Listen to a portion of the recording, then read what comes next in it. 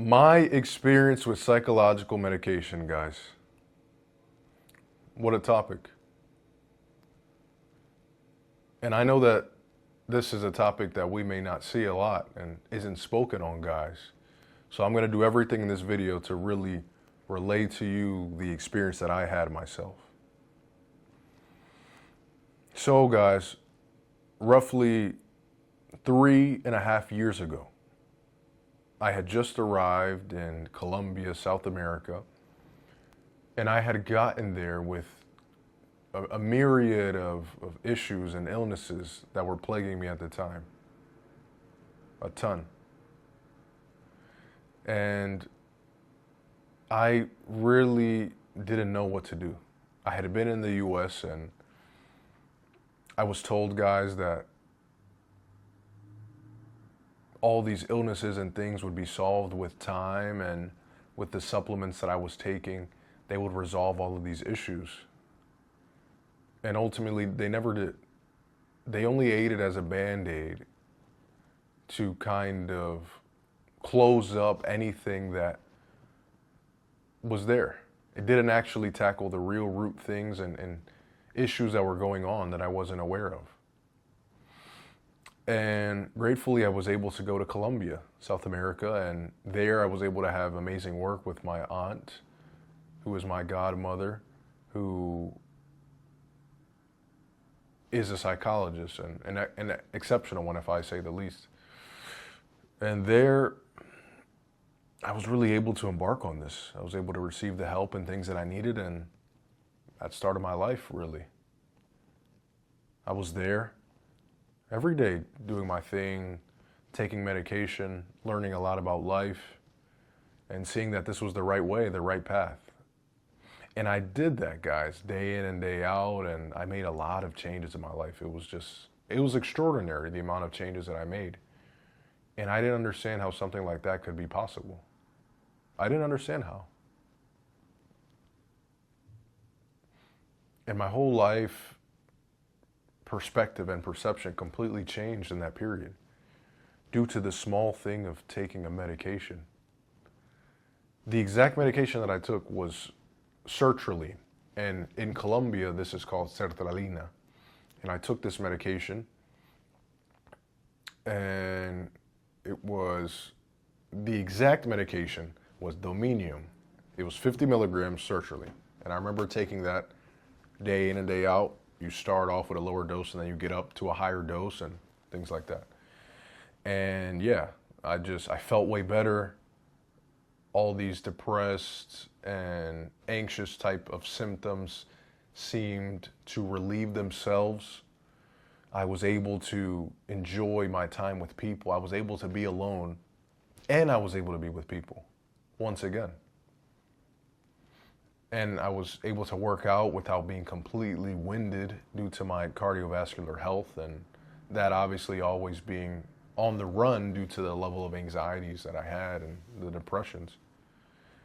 And I was able once again to enjoy time with ladies, because I had just closed off everything, man. Anxiety, what it does is it brings depressed-like symptoms to you. Anxiety and depression work hand in hand. That's why it's rare to see a case where someone has depression and doesn't have anxiety, and vice versa. And it was great. Everything was running so smoothly, and the doctor said, hey, you're actually making just stupendous changes. I don't know how you're here at this level and this stage so early. And so about 2.5 years after making all these changes, guys, everything, and of course, it goes hand in hand. Medication by itself isn't going to save anyone. However, I did it hand in hand with my meditation, with my journaling, with my reading. I wasn't with Christ and with God in the same way. I believed in God. I believed in a higher power, but I had my own way of going about it, a more spiritual, a more Eastern orientation, an Eastern way of doing it. And basically, it came to a conclusion. He said, hey, you're good. And so I was able to get off of it. I felt that my life was completely different. Everything, my friendships, I was now able to really date once again, and be alive. I was able to live.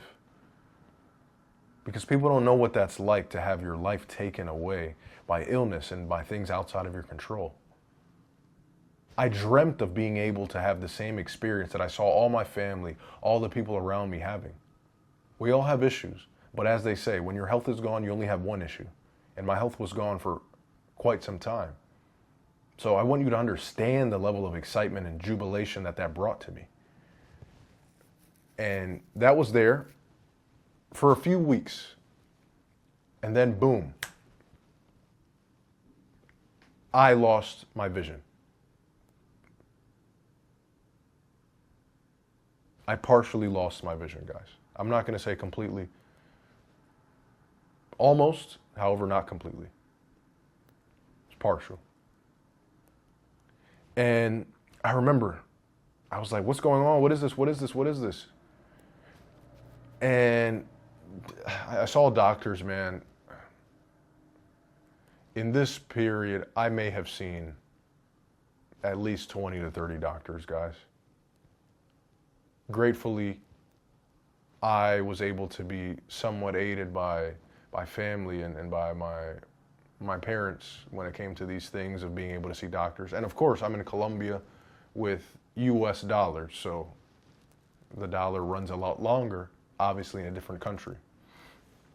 And I mean, they're just doctors telling me different things, and I'm like, what is this? And he said, hey, you dislocated your retina playing basketball, just from the jumping.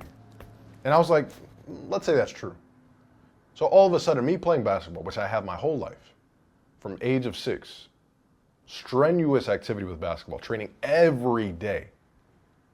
This is what I did. And so now all of a sudden, my retina gets dislocated. And I said, okay.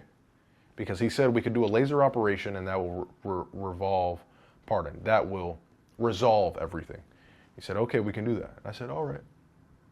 That sounds great. Please, let us do that. And so we did it. And what was funny is I finished it and everything was exactly the same.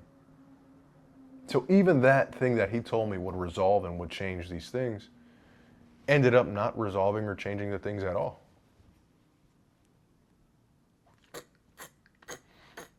And this was a very depressing time for me because I said, man, this is how I feel. This is what's going on. I just did this, man. I just did the medication. They told me to do this. They told me that the medication was the right way to go about it. And I sat in there day in and day out and I did the work, everything, man. I mean, I did so much work. That's why I expedited my supposed time on the medication. And then ultimately, friend, hey, yeah, these things happen. And the doctor didn't say that, right? That's merely a conversation that's kind of playing out in my mind. Like, oh, yeah, as doctors can make errors. That's the reality of life. And he didn't make an error. I made the error. However, in the grand scheme of life, it wasn't really an error. It was what I perceived as an error. It was a lesson that I needed to have to be able to recount it and tell you all today. So after seeing these doctors, guys, my mental health was worse than it was before I was on the medication, everything. And I remember seeing doctors and doctor after doctor telling me the same thing. Oh, we don't see anything here. Oh, there's nothing here. Maybe it's this. Maybe it's this. And I went to a different psychiatrist. Oh, let me go see you, psychiatrist. Oh, here's a different medication. Oh, it works for a couple of seconds. And then this one doesn't work anymore, doctor. What is it that is occurring? Please let me know. This is very important to me. And oh, this is that. And I'm in school at the same time. And I'm not able to go to classes to the same extent. And then I'm at the point where I don't know what is life anymore. I don't feel alive. I feel like I'm in a parallel universe. And so I remember pulling papers to withdraw academically for a period because I didn't know what was going on. I didn't know if I was even alive. I didn't know what was going on. That's the level of partial psychosis that was occurring at this time. And basically, I couldn't speak to people the same way. I was just timid. I was just nervous. I was everything all the time. I couldn't relax with people. I couldn't relax alone. I couldn't watch YouTube videos the same. Every day was just tumult and torturous. I still trained every day. It didn't matter. Trained every day. Did all the things because I knew, what is this? I started to develop that mindset then. I said, okay, what is this? This is happening for a reason. It's strengthening me. How am I going to view this? And so ultimately, it comes to about the end, guys. And I'm going through all this, and I'm going to see the doctors, and my own family members are saying, yeah, there's nothing wrong with you. Maybe you have something wrong with you. Let me repeat. There's nothing wrong with you physically. Maybe you have something wrong with you. Or that starts to be that thing, they don't say it directly, but it's like, oh, Gabriel's making things up. And I said, oh, now I know what that feels like. When someone has seen a ghost and they're saying, oh, I've seen a ghost, and their family's like, something's wrong with them. What do you mean? Nothing's wrong with them. It's just they can't see it because they're not in your shoes. And you're the exception, the person that's being able to see whatever it is that's occurring. And at this time, because I knew, okay, I can't evade this. I can't escape what it is that I'm in. I can't escape these feelings. So what can I do? I knew that the one thing that I could always rely on and I could always count on was ejaculating. I knew that when I ejaculated, it could ease me for a little period. And so that's what I did. I started to date and, let's say, find girls, sleep with girls to relieve these periods. And you know what was funny? Because then you start to sleep with girls, and then, okay, then it starts as a thing. Okay, I have girls here from just that I know from school that are interested in me. And then, okay, you start to objectify them. And so then, okay, start to go to strippers. Okay, then it's just, whatever girl that you fancy, okay. And I'm literally doing this just to ease these feelings. And so then the question becomes this: what am I doing this for? If every time that I do it, I feel worse. And my plan didn't go according to plan. Because I then, after all of this that's occurring, I then start to have even worse mental health because I'm getting intertwined with women that I don't know who you slept with, friend. I don't know. I don't know your psyche. So I can be in this position. And then afterwards, I'm full of insecurities that had no place being there due to that. And it was just so bad. So bad, so bad, so bad, so bad, so bad, the level of mental health that I was in. To give you an example, I would be scared to wake up because I had to deal with this. And I would be scared to go to bed because I was scared of seeing, let's say, figures at night in my room, all these things. I was scared of it. And I didn't know what to do. Everything was going bad. Then I started to take more medication, and then I was taking Xanax. It's called Sedoxil in Colombia. I started to take this medication because it was just a different level, man. I started to take an antipsychotic that they give to people in psychiatric wards. And sure, it was calming for a second, but I still had those feelings of demons and figures at night. And I didn't know what to do. My vision was still bad. How I felt around people and with myself was still bad. And I had no choice. So I said, man, I don't even know what's going on.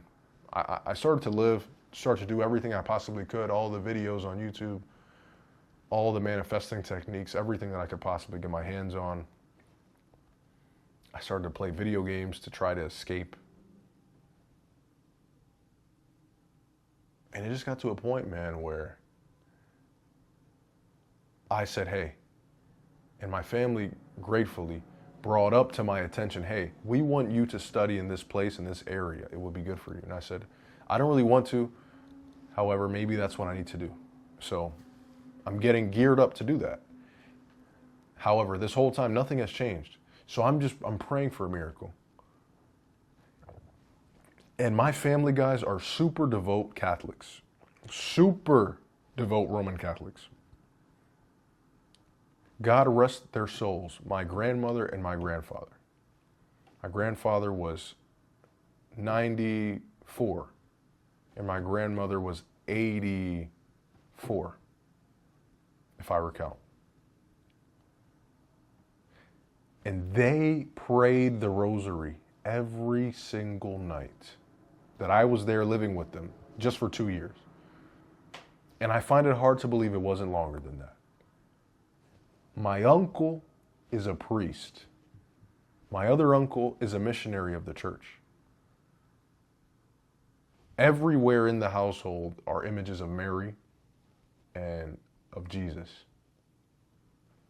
And I say that, guys, to paint you the picture of the level of devout that my family was and is. And I would always look at it and think, pagan. They're in a different world. That's not cool. Who wants to do that? Why would I want to get into this stuff? Oh, God, why would I want to do that? Why would I want to do that when I can go to the club and I can have sex with any girl that I want, and I can wear whatever clothes I want, and I can have idols be me?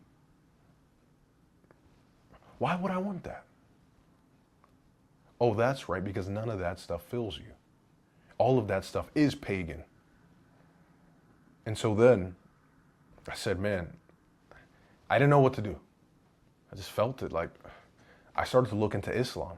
I said, oh man, Islam, I like the structure of it. I mean, what's it going to hurt me, man? What's it going to hurt me to try this? I'm at my breaking point.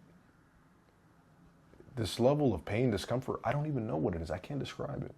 The thoughts that I'm having, man, I'm walking into places and then feeling that I'm in yesterday or in the day later.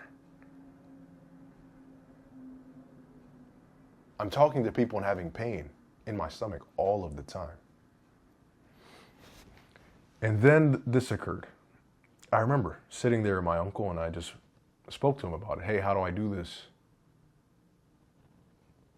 And man, I started to pray with vísperas and laudes, vísperas and completas. Laudes is the morning prayer, vísperas is the afternoon prayer, and completas is the evening prayer. And so I started because, like anything, I always give it my best. I'm always 100% dedicated to whatever I do. And I said, okay, if this is what I'm going to do, let me do it to the best of my ability. And I started to pray. I said, I don't know if this is real. What do I do? So I just prayed. And I started to feel changes. I started to have more motivation. And during this whole process, I'm like, man, what is this stuff? What is it that I'm feeling in my body? It's indescribable. How is it that I can go from having those level of thoughts to this position? How? Please make it make sense. And from that, man, from all those medications, everything, then I got to a point where I didn't need them any longer. And the thing was, to get to that point, I had moved back to Pittsburgh, back to the U.S. and to Pittsburgh, my first time there. So I moved to Pittsburgh to go to classes. And I'm still taking medication at this time. I'm taking all types because none of them are fully, let's say, doing the job that I'm feeling they need to do. And I'm with Christ to an extent, but not fully. I'm still doing my thing. I'm still like, okay, let me go have sex with this girl, which I was doing. Let me have sex with this girl.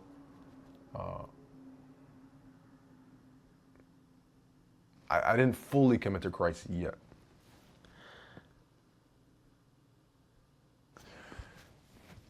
And so I'm taking all these medications. I'm taking ziprasidone, all of these things, guys. If you know the people who are doctors and things of this area, you know what ziprasidone is. It's a super hard antipsychotic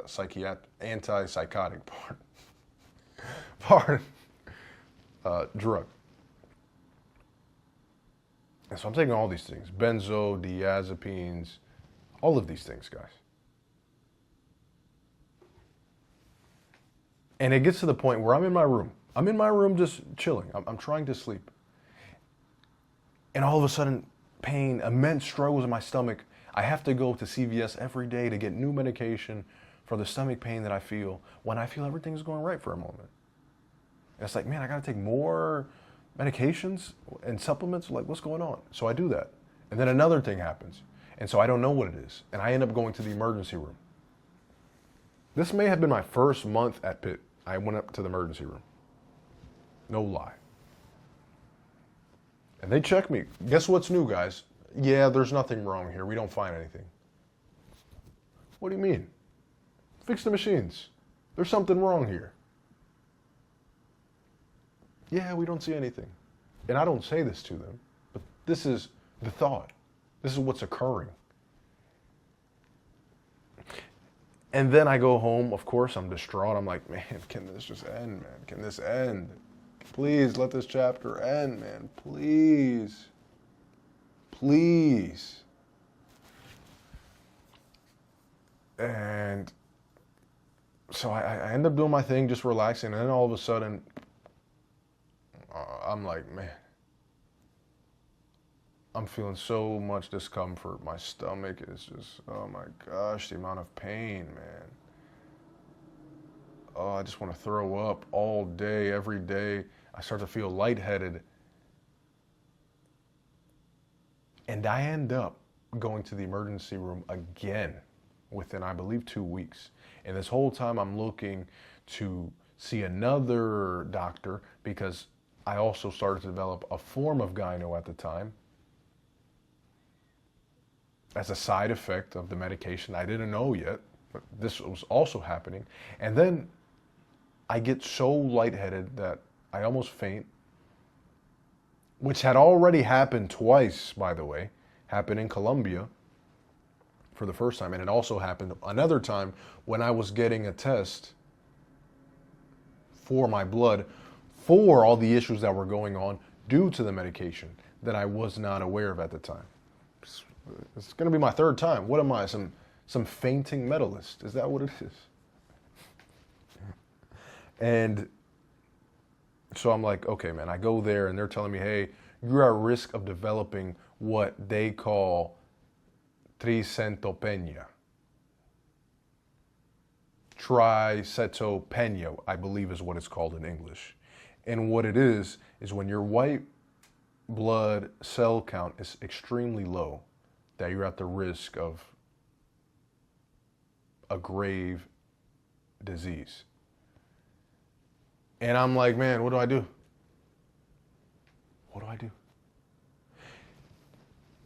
And basically that night I went home and I said, man, I can't keep doing with this medication. I'm speaking with my psychiatrist in this, and of course, it's not their fault. They're doing what they're told to do in a way. And hey, take this one, try this one, because that's also how they make money.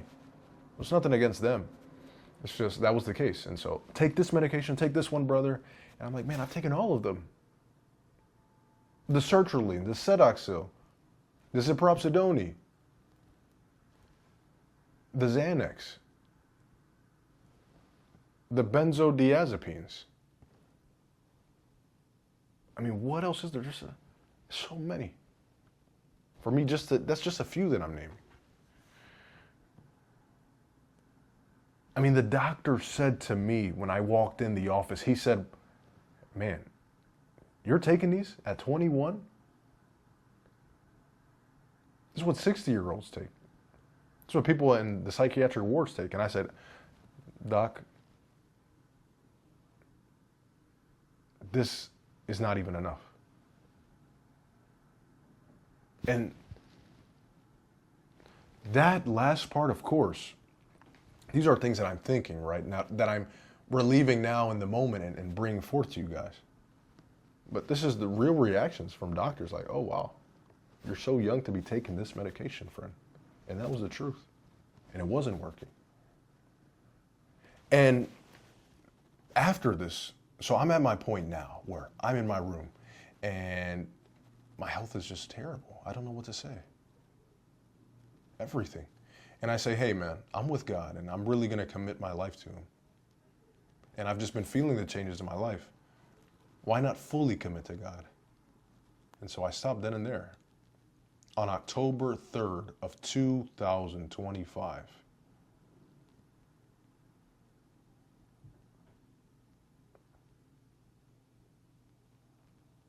I stopped. And actually, this was 2024, the school year before. And I stopped. And I remember that night, I couldn't really sleep much at all. I felt the blood running through my body every single moment. And I made it through the night gratefully. And then from there on, I just conquered every illness mentally that I've ever had in my life, all thanks to God. It was a terrible chapter. I don't know how it went down. From a human perspective, I don't know how. I could give you some ego answer and I could say, well, it's because it's me, because I'm Gabriel and look at what I can do. I can tell you that. And sure, I did difficult things. The reality, however, is it was all possible due to God. And that's it. And my life has completely changed, guys. Everything about me. It's a privilege to be me. And that's what I wish everyone feels about themselves. Every day is a gift. And I have the utmost respect for the day. I have the utmost respect for my fellow man when it comes to being humans, because this life is truly an experience that can be challenging, and there's nothing quite as rewarding. And after this, guys, I said, wow, I don't have words. If there's one thing that I've learned, guys, in that whole journey, in that whole experience, it's the fact that you don't need psychiatric medication. You don't need it unless you're in a psychiatric ward and you're in so dire of a psychological situation that you need to have it. Other than that, there is no reason to take that, man. You don't need it. All you need is God. God is the best medication that there is and that there has ever existed. And all medication, all psychological treatment bows in comparison to what God can do for your mind and your life. Always know that. In my opinion, you can do this. You don't need that. That psychiatric medication will give you all the side effects that I listed. I had gyno, I went to the ER, I was at the doctors constantly, guys. All less side effects. I fainted various times, all less side effects. You don't need that. Keep God close and pray to God. And pray to God to grant whatever it is that you wish to have and to be. And God, of course, will grant everything that you can ever ask for and ever wish for, and then some. I love you all, guys. It's truly been a pleasure to film this, and I hope that you all are able to take any bit of information from this. Much love, guys. Take care.